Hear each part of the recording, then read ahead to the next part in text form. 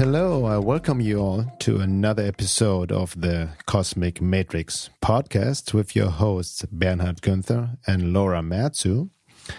Today's topic is environmental consciousness and how places affect us. That's a big one, also based on some experiences we've gone through lately, which we wanted to share about. But before we get into this topic, we have a little announcement to make. Yeah, so we're going to be offering our first course, which is going to be on the subject of shadow work, trauma, and occult forces, which I'm sure if you're listening to this podcast is something that interests you. And we're going to begin registration very soon when this podcast is released. So on March 11th, we're going to start registration, and the course actually runs from April 11th to May 9th. And that's only a month to sign up. That's actually less than a month, technically. And we're going to have early bird pricing for the first 5 days for this course. So I'm just going to tell you a little bit about what this is going to be like. It's going to be live Zoom calls, spiritual practices, psychological work, and community. And with all of these elements in our own experiences, we found that this is necessary to actually create deep healing in our lives. So this is really an intensive, and it's also a transformational self-work mastery course. And we're combining everything. So we're taking the psychological element, we're taking the somatic, and we're taking the spiritual and esoteric approach to handling these topics. So just to give you a little bit of introduction, we've really felt inspired to do this course because we notice this huge imbalance occurring when people engage in self-work. So on one hand, we have people who only focus on psychological work. So they either dismiss or they're not aware of the unseen forces, positive and negative, of our multidimensional reality that also impacts the direction of our lives in a variety of ways. So that's one group of people, the over-focusing on psychological work. And on the other hand, we have many people who tend to only focus on spiritual practices without engaging in any basic psychological work to heal their childhood wounds and traumas. And this is what we commonly known as spiritual bypassing, where they're kind of using spiritual techniques to bypass human experience. And thirdly, we have people who do spiritual work and or psychological work, but are completely unaware of the occult forces that are part of our multidimensional reality. And so these hidden forces are what greatly impact and influence the direction of our lives, and all of humanity in general is dealing with the impact of these forces. So this course, we've designed it to bridge the gap between all three worlds. So that we're integrating spiritual work, psychological, and esoteric, and this is a truly holistic and integrative approach. So we're going to combine all elements of the human experience to lead people through this evolutionary journey of consciousness, and we're going to take it together as a group, which, from my experience, when we do group work together, it multiplies the impact. So this course is really catered to people who are really looking to understand the interrelationship between hyperdimensional attacks, childhood wounds, trauma, triggers, and shadow projections, and how that shows up in their own life. And also people who get caught in kind of these victim, savior, perpetrator dynamics and karmic relationship patterns and are looking to really explore why that keeps happening for them. Also for people who are really looking to take self-responsibility and close off the entry point for entities and spirit attachments in their lives. And we're going to be going into the body. So we're going to be releasing tension and trauma and karma stored in the body. We're also going to be really working with the personal, so our own shadow, and then the collective shadow, and also learn to use this shadow, do true shadow work, and use it as a tool to deepen self-knowledge. And shadow work isn't something that you just do once and then stop. It's, especially living in these times, it's like a constant process. And also for people who are like really in these self-sabotage patterns, and they have this chaos in their life, and they really want to break free out of these patterns. Anyone who's looking to develop their intuitive psychic awareness, anyone who's going through a difficult life experience and is really looking for understanding why this happened and finding the life lesson that this experience offered, and just people who are looking to anchor more of the divine light and gain support and guidance on the path. So we have a variety of options. We've definitely made it affordable because we're doing this to be of service to others. We're doing this to offer people pretty much everything that we have on the topic. And yeah, we're really looking forward to having whoever's listening there. Yeah, exactly. Thank you. Thank you for sharing. The main reason, what as Laura's mentioned, is also why we offer this course, because based on what we've seen working with many other individuals, and especially I get a lot of messages about people contacting me about anti-interferences, attachments, if I can remove entities and all of that. And a lot of that I've already addressed in a webinar, this 8-hour webinar I have out there, Occult Forces of Hyperdimensions, Clearing and Protection. But this course is different. It's actually a perfect add-on, because we're going much deeper into the self-work embodiment process and really take you guys on a journey over the course of 5 weeks, 4 to 5 weeks. And really focus more on really truly healing the entry points. Because as I mentioned before, this topic of entity attachments and interferences has become more and more quote unquote popular in the maybe alternative fringe movement, truth movement and whatnot. But there's still many misconceptions, and it's really about not focusing on the symptom, but the causes, and really bring yourself to a more empowered, embodied state.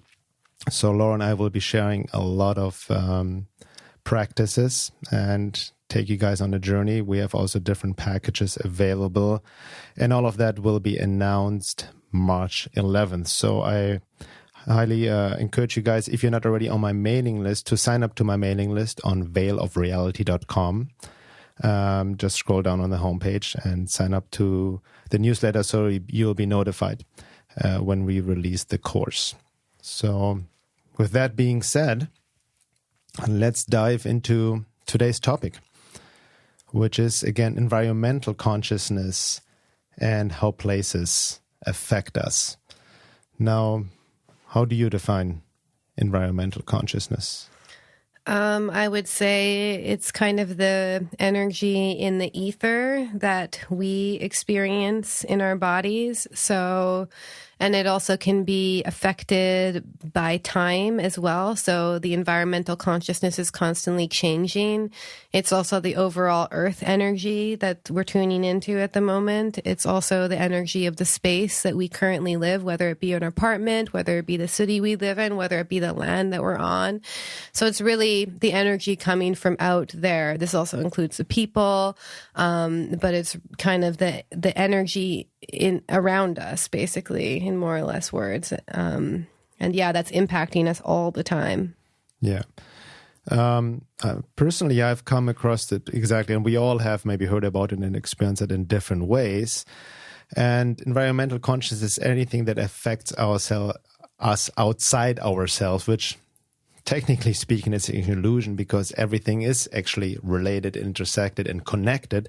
So everything affects us, because what we experience basically, in our limited consciousness is just our physical body and maybe just some sensations. But we are not aware of how, all these different aspects affect us in varying degrees, be it forces, occult forces, hidden forces, benevolent or adverse, hostile forces, the land we live on, our ancestors, the people we are surrounded by, and wherever we live, the land, the history, all of that affects us on varying degrees, for better or worse.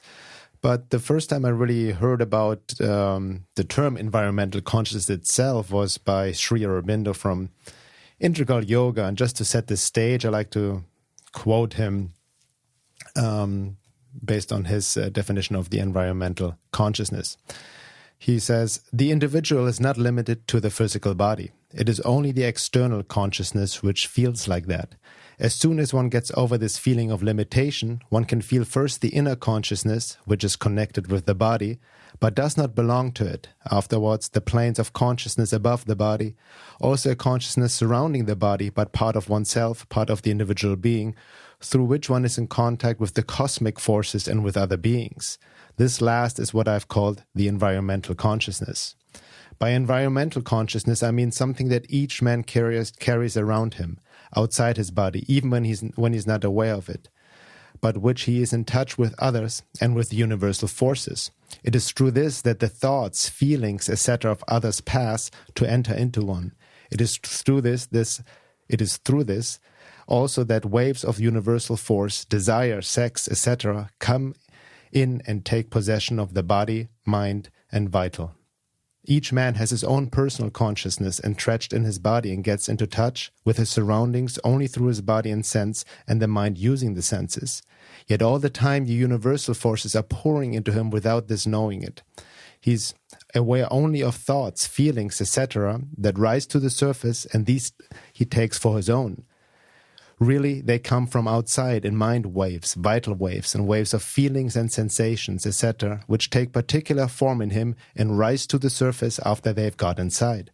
But they do not get into his body at once. He carries about him with him an environmental consciousness, also called the aura, into which they first enter. If you can become conscious of this environmental self of yours, then you can catch the thought, passion, suggestion, or force of illness and prevent it from entering into you. If things in you are thrown out, they often do not go out altogether, but take refuge in the environmental atmosphere, and from there they try to get in again. Mm-hmm.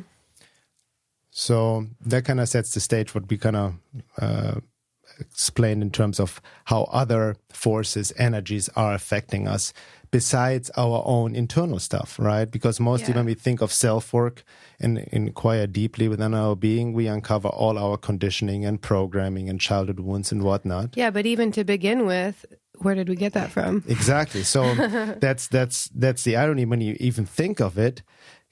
When you go really ask the question, it comes down into the ultimate question, who am I? Yeah. Right? The self. Who is the self? Who am I? Who I identify myself as? Then you realize as you do this deep inquiry, over a lifetime maybe even, that what you think as yourself and identify as I is just an accumulation of conditioning, programming, memories, woundings, traumas, all kinds of beliefs that you have taken on from the quote-unquote outside over this lifetime or lifetimes. Yeah, and it's also important, too, to not I just want to do a disclaimer on this podcast that being overly focused on the environmental consciousness and how it affects you is also not the answer, because it's not just how where we live affects us, it's also how we respond to that.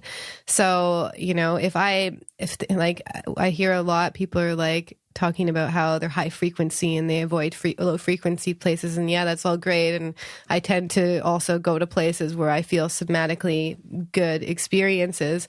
But at the same time, if you're truly a frequency anchor, you can go into any space and you can change the energy of the space by your energy. And that's really the true mastery. If you're just if you're just subjected to environmental consciousness and then all of a sudden you change how you're feeling because you entered in a place that has quote unquote low vibrations, then you're not anchored in your body to begin with. Yeah, that's a very important point because, like you said, many people have abused that. Even many people call themselves empaths. Yeah, or sensitive, highly sensitive. And they are empaths, sometimes empath meaning you really feel other people, other energies, places and whatnot very strongly, and then sometimes mistake it as your own. But it can be easily used as an excuse and bypass and even judgment, negative judgment, right? Or I don't want to be around bad vibes people, or this is bad energy. And again, it's not black and white. There's truth to it, right? So we need to, on some level, protect ourselves, see where we need to be, but also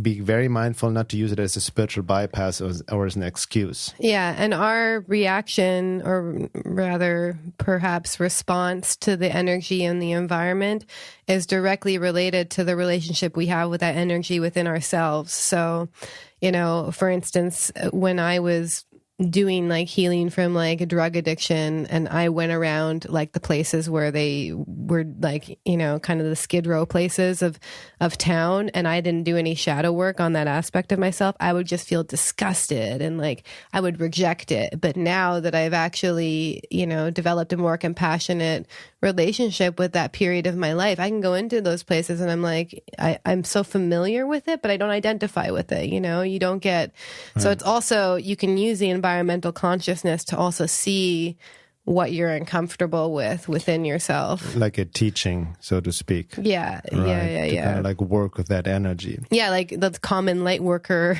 quote unquote light worker, spiritual bypass is like, I only want to be around good vibes because they have a bad relationship with what they deem to be negative. Shadow. Yeah, with the shadow, exactly. Yeah. So just to also, again, the environmental consciousness. So we talked about generally. So what does it mean specifically? So you can divide it, generally speaking, in different groups. So the environmental consciousness can be just the energy of the land that is affecting us wherever we live or are, based on historic events in the past. Battles, wars, graveyards, rituals, ceremonies, whatever has been done on the land. And then the energy of people surrounding us, where we live, and be it in dense cities or having neighbors or wherever we are. So the energy of the people is part of the environmental consciousness. Who we live with is very important. Exactly.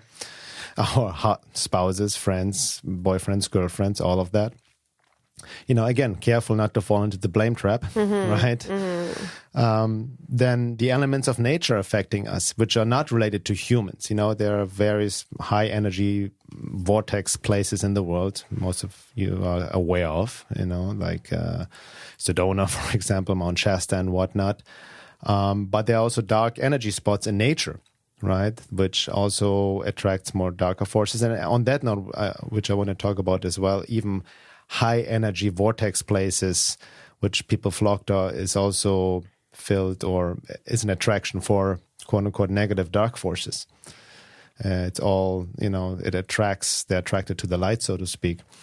So that energy, and then obviously what we've talked about before, just occult beings, other forces, beings, entities in other dimensions, positive or negative, also affect us. The forces of nature, the vital forces which Sri Aurobindo talked about and all that. So all of that is affecting us to varying degrees. And then on top of it, then also our own, what I mentioned before, our own family, ancestral coding and everything we have taken on over lifetimes, which we're carrying with us, which may not be ours, so to speak. But then again, what is truly ours to begin with? So all these different energies are affecting us. And the question is now, how are we dealing with? Because like Laura just mentioned, most of us, we just want to be around like safe space and where the energy feels good. We don't want to live in the place that's just attuned and everything is peaceful and all of that, and being out in nature. And it's common sense. That's great. But at the same time, we need to also able to learn how to work with these energies, right? Yeah. To really like also understand that it also depends on our level of embodiment. And resiliency is also a key. Resiliency, exactly. Because, like I've always thought like an empath, so to speak, being very sensitive, that I'm too oversensitive for the world. I cannot be there and here, and use it also as a spiritual bypass and no excuse. Mm-hmm. Until I realized I've actually talked with Philip Shepard, who I had on the podcast about embodiment. And he said there's no such thing as oversensitivity. There's only lack of embodiment. And also, we attract the people, places, situations exactly that we need for our soul's growth, even if it means to say no to not taking that house or something. You know what I mean? So, like, if you're looking for this high frequency vibration place and you're looking for an apartment and all you find is like not so great places, I'm sorry to say, but that might say something about where you're at. Same about relationships. Yeah, exactly. So, do you want to talk about now why we decided to get into this podcast? Yeah, I'd like to get into the inspiration. Yeah. So we just took a trip to Germany, and I've been to Europe a couple times, but I grew up in Canada. So much different but energy to Germany for sure. And so we just, that was one thing I noticed. I think it was the second day that we got there, and I woke up at like 5 a.m. And this is a really good time to read the energy of a place, because all the kind of other surface level distractions are lowered at 4 a.m. And I was just like, whoa, the density of the energy, even my body, because we experience the environmental consciousness with how connected we are to our body as well. So that's one thing to notice, is like how the energy affects I would say even more like the ether in the environment affects the ether in your body, because there's always like an attunement going on between your body and the ether out there. So I just noticed it was just dense and heavy, and I mean, makes sense because of the history there. And any place as well, which we'll get into later, where there was like actual war and there was tons of bombings in Munich, that's going to literally traumatize the land. Yeah, exactly. As well as the people on it. Yeah. Yeah, we went to Germany a few weeks ago to visit my parents.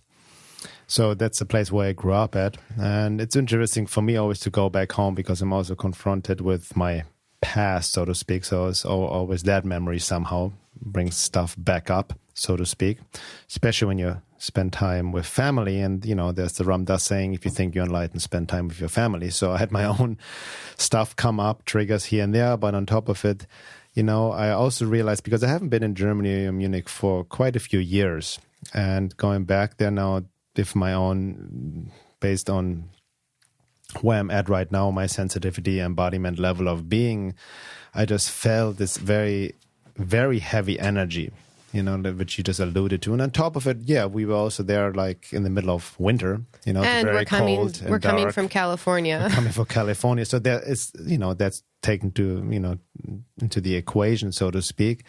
But there's this palpable heavy energy of not just, you know, you feel on various levels, the people, but also the land of especially Europe in general. And that energy is not only specific, I've realized, to Germany, it's just specific to any big cities in Europe, right? I've felt the same in Munich, Berlin, London, Paris, or other cities I've been to.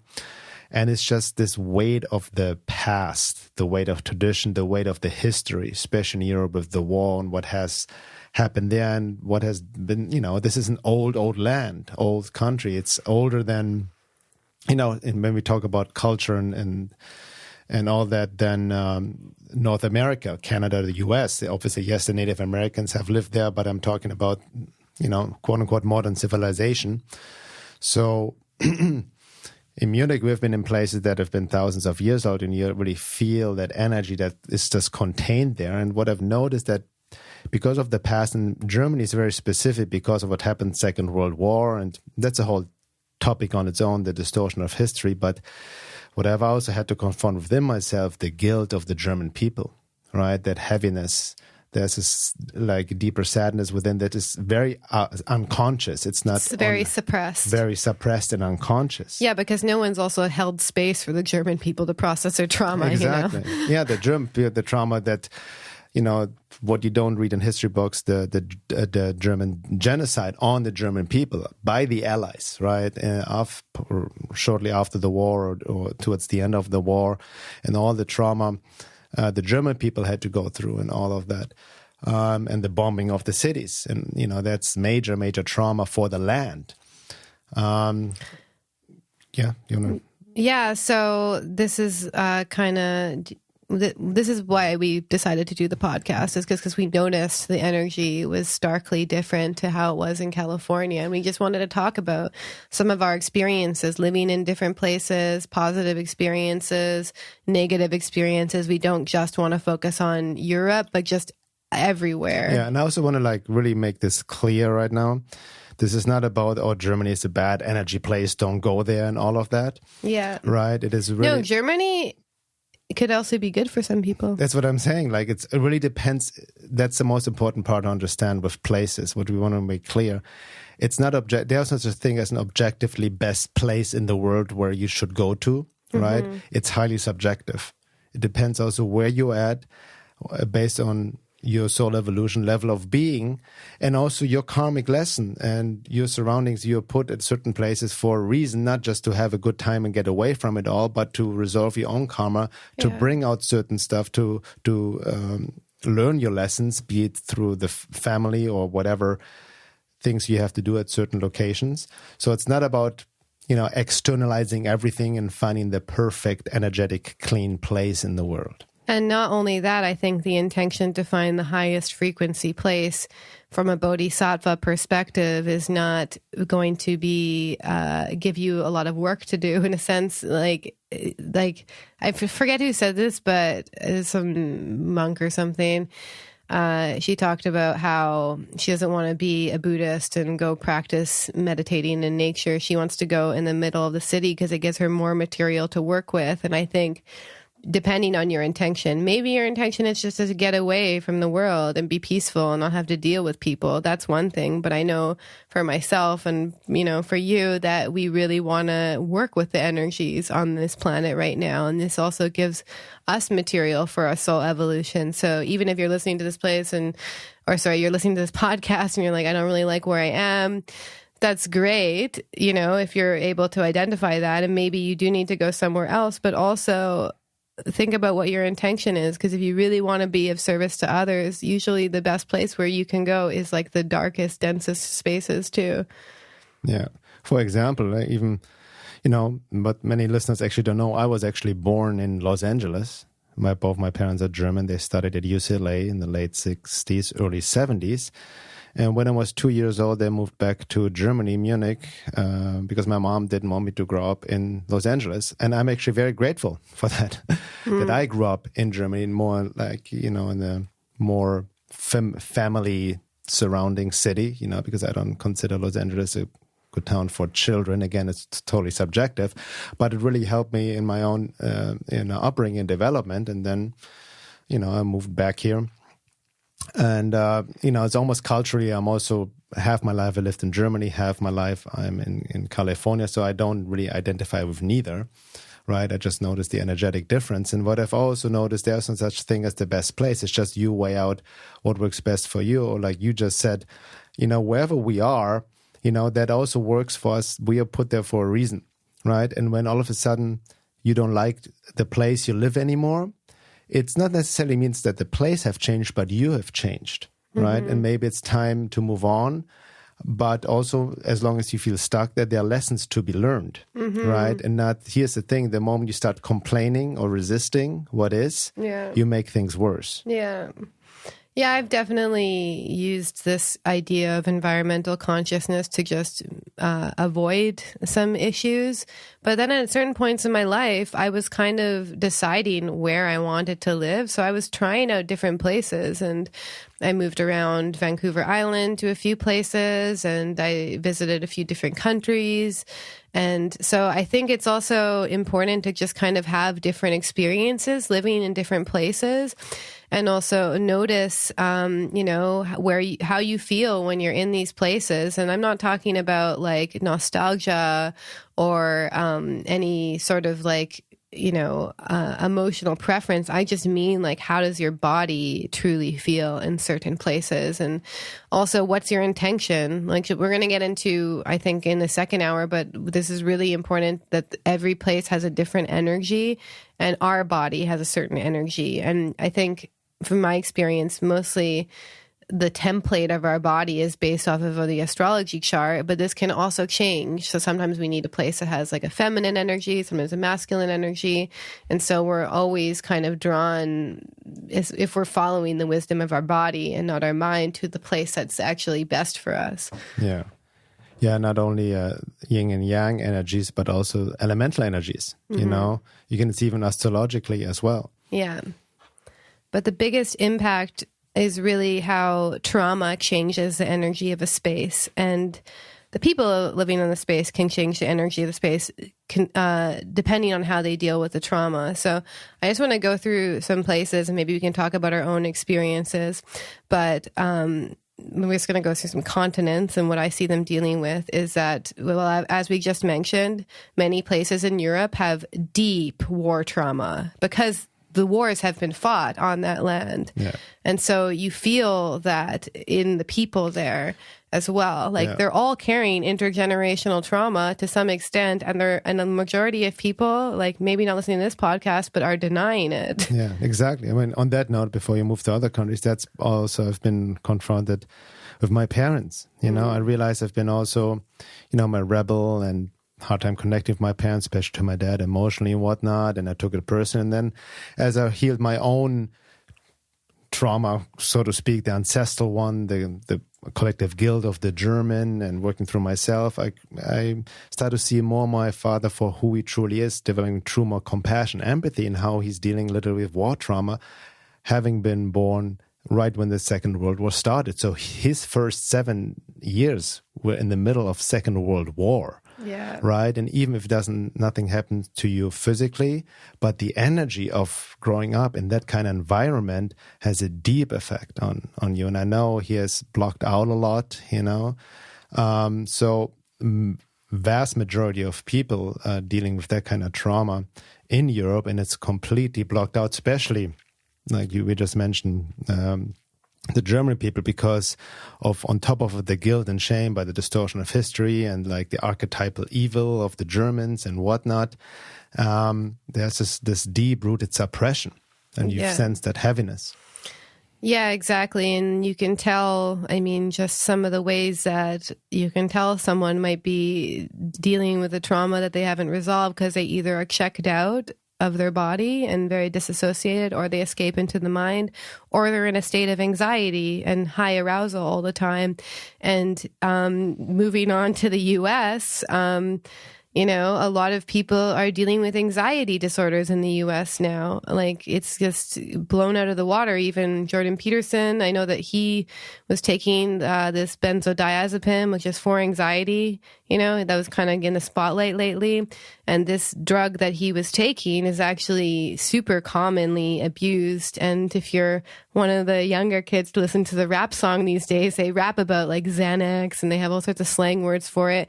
And the reason I feel personally, from my own experience as well, that there's such a high anxiety there is because the US is dealing with collective trauma. And it really, this goes back to the deep indigenous trauma on the land, and also, never mind slavery and all the wars that have been fought in certain places in the US.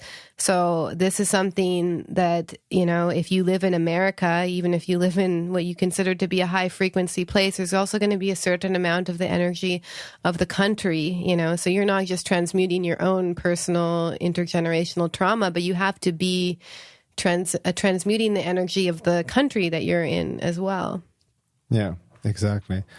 And on that note, also keep in mind, you shared, I don't know if you shared this in the last podcast, but after you came back from your 2-week silent meditation retreat in Colorado, which also in the Colorado mountains in a so-called high energy frequency vortex place, but also you found out you were in your meditation, you tapped into the energy of the land and the trauma there, because the center was also built, in a quote unquote high energy place. But in the past, there have been wars fought, indigenous slaughters and genocide. I brought it up to the group actually, because I had a dream of what happened exactly. It was just the most gory, terrifying just dream of indigenous people wailing at me. It wasn't even a dream quite. It felt like I because I was having trouble sleeping that night, that I kind of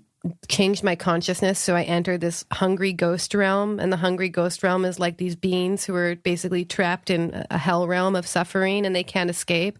And that's kind of what I tune into in the energy of the land. And I asked about it in one of our meditation groups, and someone brought up that they had a retreat there, which they called the crying Daten. Daten is the word for the month-long retreat they have there. And people were just sobbing and just feeling that energy of the indigenous trauma on the land. And then they decided to do this shrine to the ancestors there, which is also kind of a side note. The reason that you do these kinds of shrines to the ancestors and the elemental energies is really common in Tibetan Buddhism as well, is because you want to acknowledge that you're there, and also, ask for their permission to be there, which is really important. I know that some Tibetan Bon shamanism, they won't they really respect the Nagas, the nature spirits of the land, because they know Like, so say if you're on a piece of land and you decide to just cut down this 500-year-old tree, you could actually really piss off the nature spirits, and they could be causing chaos in your life because you've pissed off, these elementals. Yeah, exactly. So again, so we see this all across the world, no, there's no country or a place where haven't been trauma. I mean, you can look at Australia, obviously, the Aboriginals, what happened there, the genocide. You look at India, and the colonization of India. Look at Tibet and what the Chinese have done there. Look at Africa. You look at the Middle East. Yeah. Christ's sake, still, that's intense what's happening there on that level. Exactly. Still even now with Gaza and the quote-unquote Holy Land, right? I mean, you can see it you see it on the political level from the Zionist perspective, or you look at more from the multidimensional metaphysical perspective. There's a war for, stargates and portals that are there, high-energy places where Egypt is and the Middle East and whatnot. So, it's all about energies and frequencies. And, what does it mean for us as individuals? So it really means, the more we are truly connected to our quote-unquote true selves, become embodied and work through our stuff, the more sensitive become, the more we also naturally guided to places or spaces where we really fit in. And fit in doesn't mean that everything will go effortless and smoothly. It shows that where we need to be for our soul evolution, being in an environment that is supportive, where we do feel safe, right? But what I've also noticed, when you're in a high energy place, it brings up your stuff at the same time. Yeah. High energy place doesn't mean that everything's just peace, love, and light. It also brings up a lot. I've been, especially, when I spent time in the Sacred Valley, so to speak, in Peru, up in the Andes. It's a very intense place, and it brings stuff up. When we're in the jungle doing our retreats, it's very supportive. The elements, the spirits of nature, and the energy, but it brings stuff up as well at the same time, right? And, these energies can be it can change within a few miles or kilometers, right? I remember when we land in LA, it's like LA has its own energy. It's pretty intense. But the moment we drive up to the canyon, to Panga Canyon, everything just slows down, and it's a different frequency, right? That fits us better.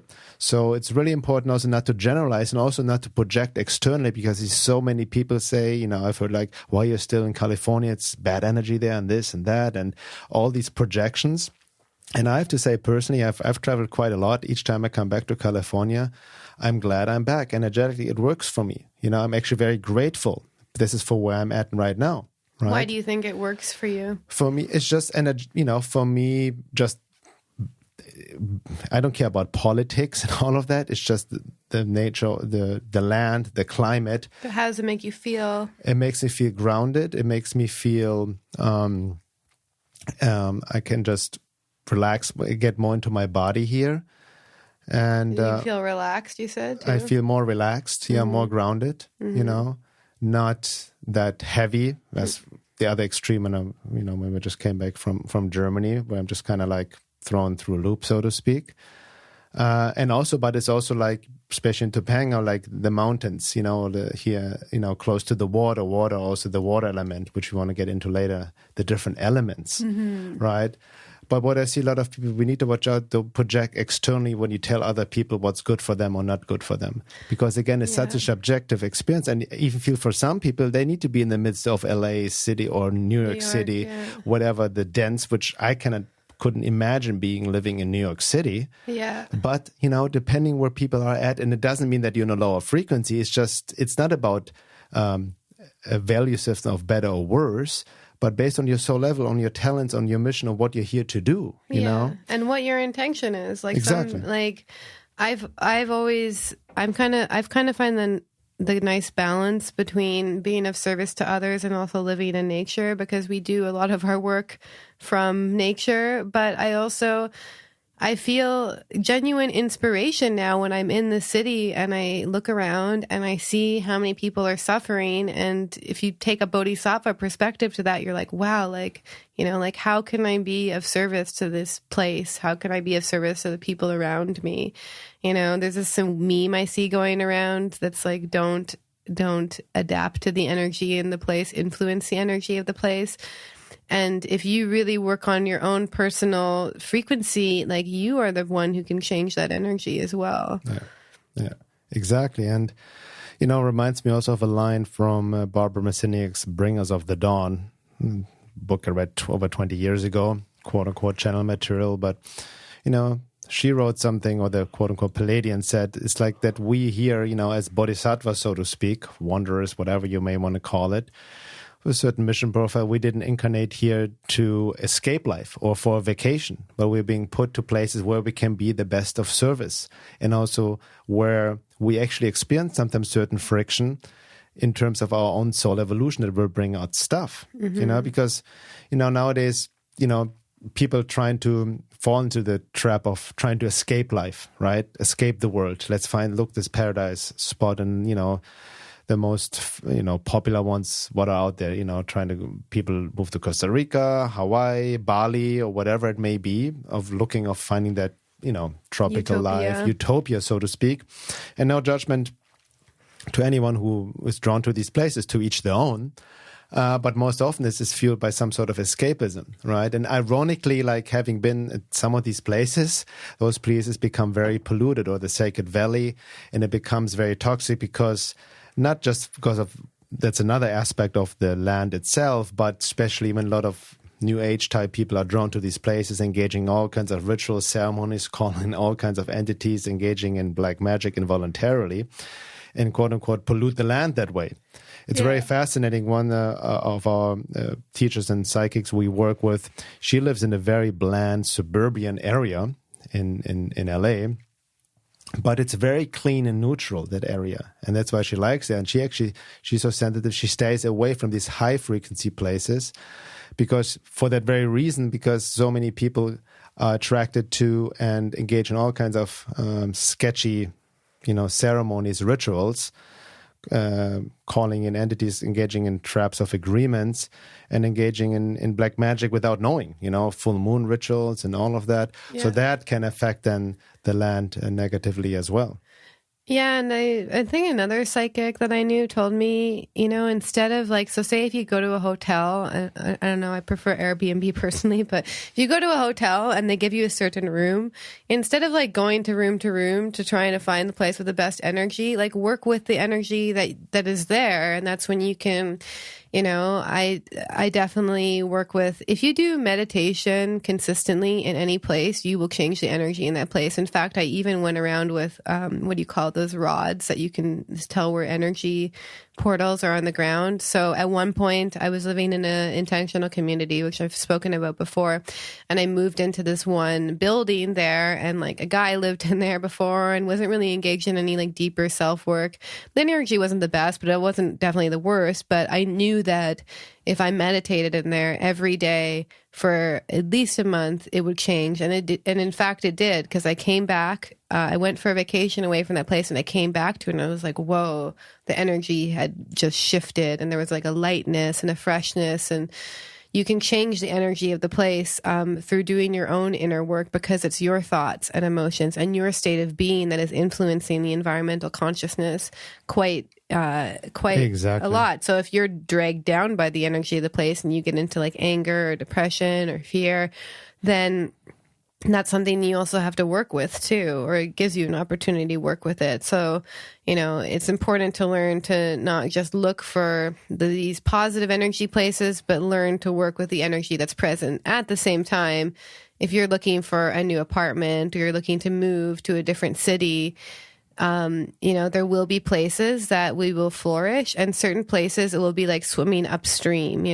for instance, I bet for the majority of us, if we don't have the best family relationship dynamic, living with our parents again is going to impact us in a certain way. And we need to be aware of that.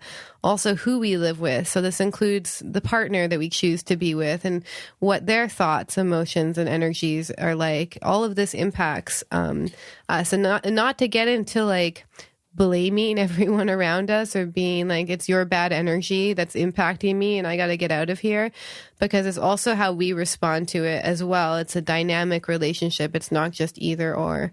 Yeah, exactly. So also, whenever, for example, let's take this example, moving to a new place, you want to feel the right place, but also inquire about the history of the place. I've talked about this in depth in my webinar on occult forces, where I talk about space clearing and whatnot.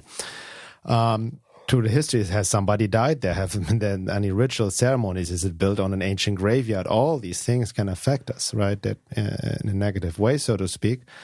But on that note, what I want to mention in terms of space clearing is also like, no offense, but just smudging a place with sage or Palo Santo, whatever many use, that hippie type kind of clearing. It works to a certain degree, but it is really just very, superficial symptom management. Yeah, it's like spraying Lysol. Exactly. So if you really want to change, you got to work more like doing almost psychic surgery in the place via like what you just mentioned, meditating, tuning into space, going deep and impregnating the whole space with your energy. I actually have sorry, were you done? Yeah. I have an experience doing that.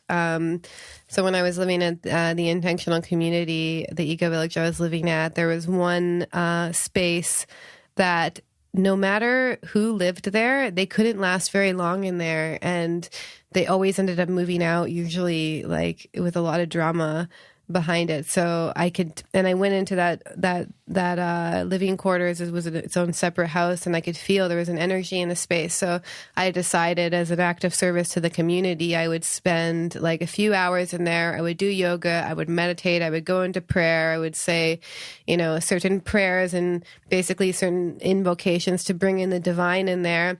And so I did that for a few hours, and then immediately after I got sick from taking that on, basically. But then shortly after, within I think a month or two, someone who was more positive for the land ended up moving in there. They ended up moving out anyway, but it was interesting to see how actually this place had gone not occupied for months. And then after I did that, and I kind of took one for the team and got sick, then someone, there was kind of a movement in that place.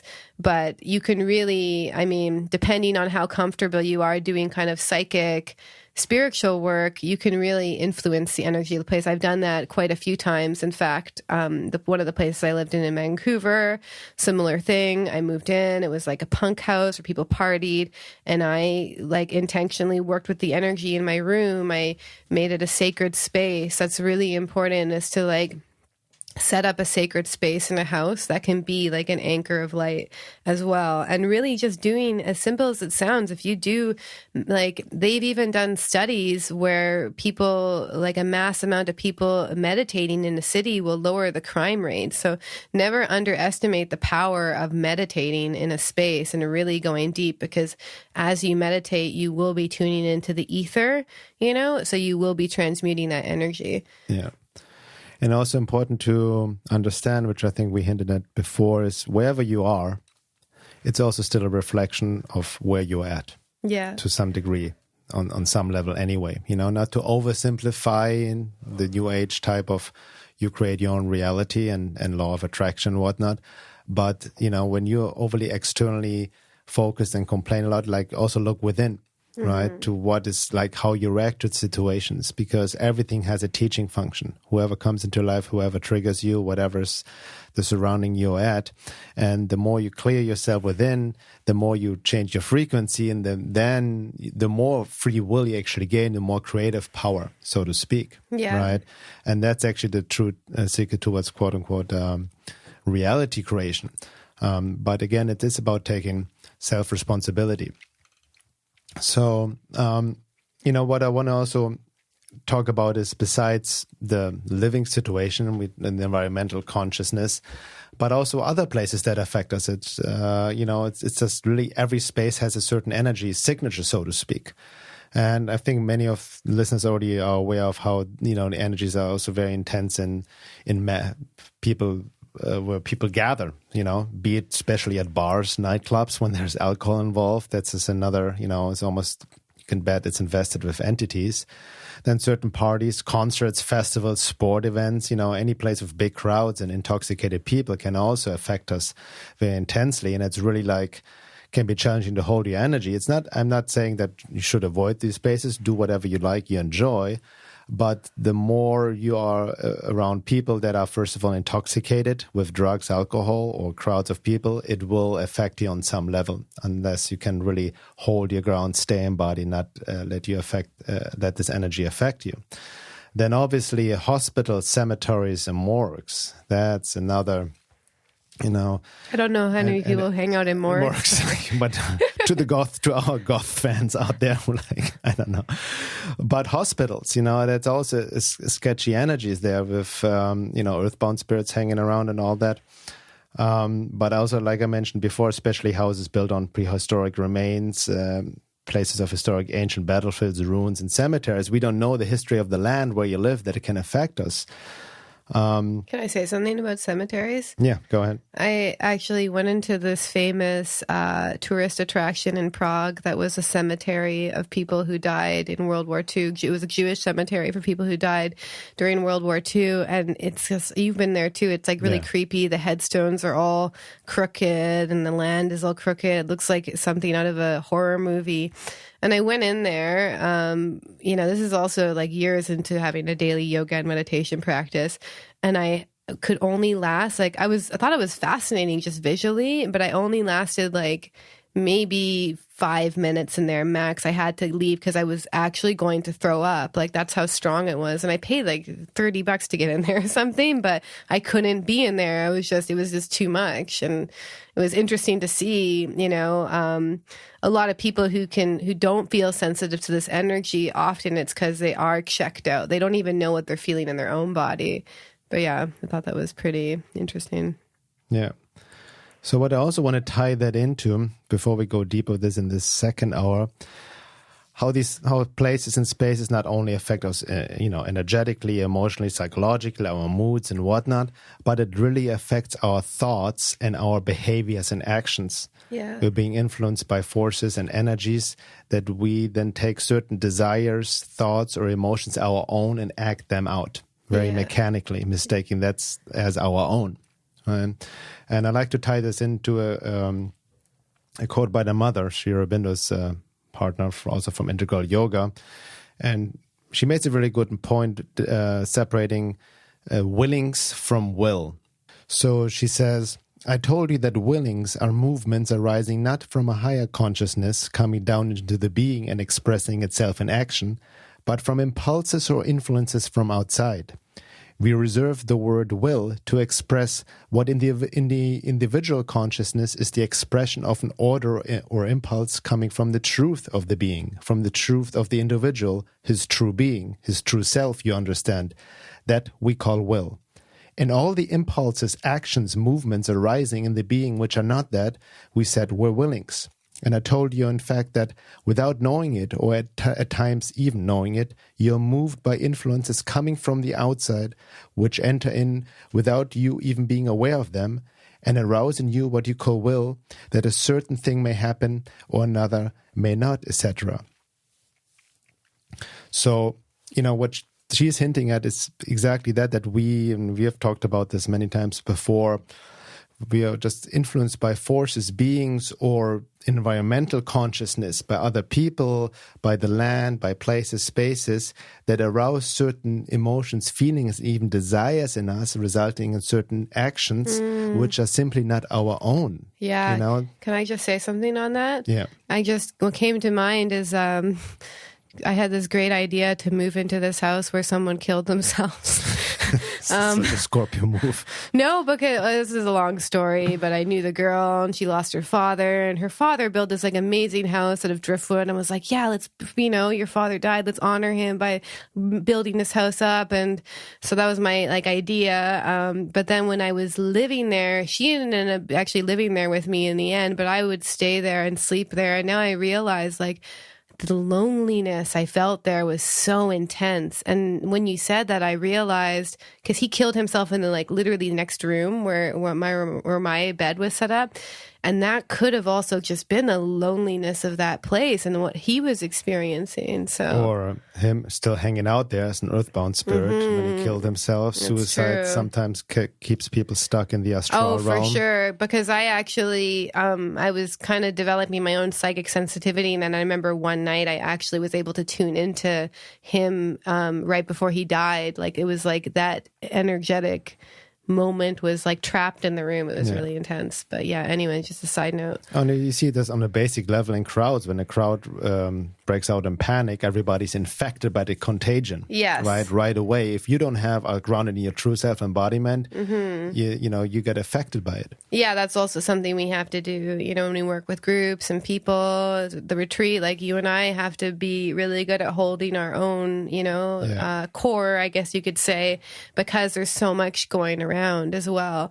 And it's also important, it's not about like not feeling the environmental consciousness, because that's pretty sociopathic, but it's allowing these movements to move through you. So like just like a gust of wind comes in the room when you open the door, like allowing these waves to move through you without identifying with it and without grasping onto it. And if we do tend to grasp onto it, it's because there's some sort of inclination in us with like, so say if like there's anger in the environmental consciousness and then we really grasp onto it, it's because there's some element within us who gets very hooked by that. Exactly. That's very important to keep in mind, so we don't fall again of the blame trap and externalizing. Whatever is happening in environmental consciousness can only affect you if there's a certain response within you. Yeah. Already a crack in what Sri Aurobindo called the field of snow that protects us, the aura. That's also why illnesses, and we'll get back into that, more into the second hour, because I want to also address this whole coronavirus